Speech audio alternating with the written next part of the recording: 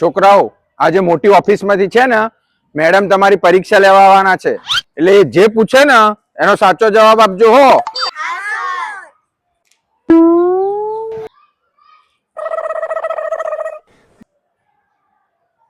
બાળકો, સાહેબે બધું શીખવાડ્યું છે ને?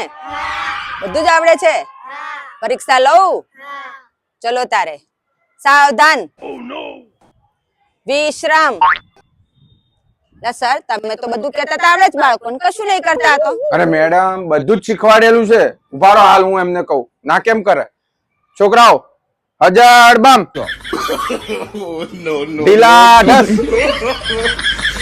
એક સાથ ગામના મોહણી સામે મોઢું કરો. એક સાથ જમના ડોશી ઘર સામે મોઢું કરો.